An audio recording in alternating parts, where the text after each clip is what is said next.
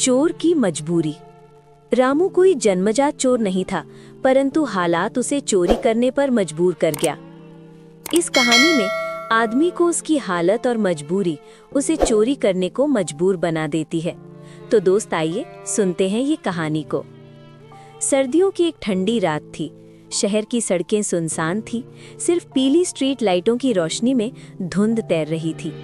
उसी धुंध में एक दुबला पतला आदमी फटे हुए जैकेट में इधर उधर देखते हुए चुपचाप एक बंद दुकान के शटर के पास खड़ा था।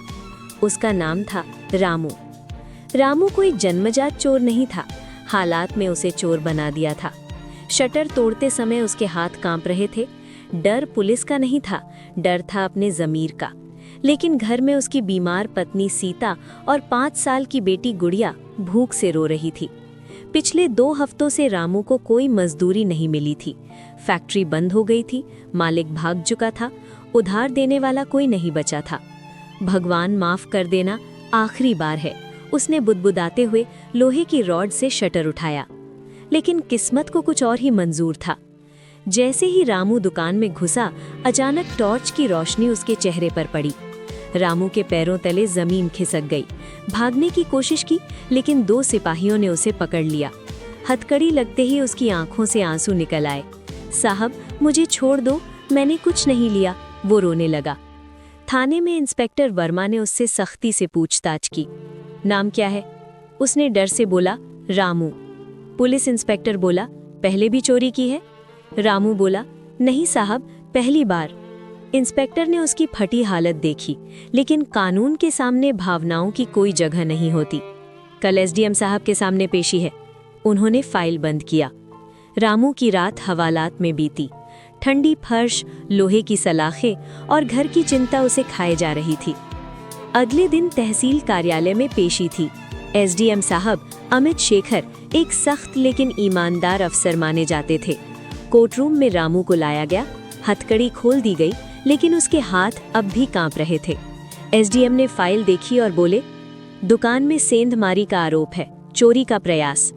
उन्होंने रामू की ओर देखा। तुम्हें पता है ये अपराध है? रामू ने सिर झुका लिया। हाँ साहब, लेकिन मजबूरी थी। एसडीएम बोला, हर अपराधी यही कहता है। लेकिन फिर उन्होंने एक पल रुककर पूछा, मजबूरी क्या थी? रामू की आवाज भावनात्मक रूप से बाहर आने लगी और बोला कि साहब, मेरी पत्नी बहुत बीमार है, डॉक्टर ने दवा लिखी है, लेकिन पैसे नहीं है। बेटी 2 दिन से भूखी है, काम बंद हो गया। मैंने बहुत कोशिश की, लेकिन कोई रास्ता नहीं बचा। पूरा कमरा शांत हो गया। एसडीएम ने पूछा, परिवार में और कौन है? कोई नहीं साहब, माता पिता मर चुके हैं।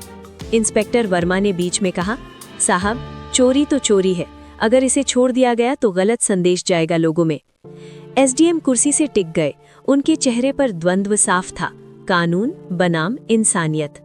एसडीएम ने आदेश दिया, सही से जांच किया जाए। इंस्पेक्टर, इसकी बातों की पुष्टि करो, अस्पताल, मोहल्ला, सब जगह। कुछ घंटों बाद रिपोर्ट आई। रामू सच बोल रहा था। उसकी पत्नी अस्पताल में थी, बेटी पड़ोसियों के सहारे थी।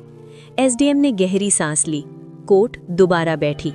एसडीएम बोले, रामू, कानून के हिसाब से तुम्हारा अपराध सिद्ध होता है, सजा देना मेरा कर्तव्य है। रामू रो पड़ा, साहब, जो सजा दो, लेकिन मेरी बेटी का क्या होगा? एसडीएम ने हथौड़ा नहीं बजाया। उन्होंने फाइल बंद की और बोला, लेकिन कानून मुझे एक अधिकार और भी देता है, सुधार का। उन्होंने आदेश दिया, चोरी का सामान बरामद नहीं हुआ है, इसलिए इसे सशर्त रिहा किया जाता है। सब चौंक गए। एसडीएम ने आगे कहा, तुम नगर निगम के अंतर्गत सफाई विभाग में स्थायी काम करोगे। सरकार की सहायता योजना के तहत तुम्हारी पत्नी का इलाज कराया जाएगा। रामू को विश्वास नहीं हुआ। वो जमीन पर गिर पड़ा। साहब, आप भगवान हो। एसडीएम ने कहा, नहीं, मैं भगवान नहीं, बस एक अफसर हूँ। मैं चाहता हूँ कि कोई मजबूरी में अपराधी न बने। रामू सुबह सुबह काम पर जाता। उसकी पत्नी ठीक हो रही थी, बेटी स्कूल जाने लगी थी। रामू जब भी तहसील के पास से गुजरता, हाथ जोड़कर उस इमारत को देखता। उसे समझ आ गया था, कानून सख्त हो सकता है, लेकिन अगर इंसानियत साथ हो तो जिंदगी फिर से शुरू हो सकती है। इस कहानी से यही शिक्षा मिलती है कि हर अपराधी अपराधी नहीं होता, कई बार वो हालात का शिकार होता है और कानून तभी महान बनता है जब उसमें इंसानियत की जगह हो।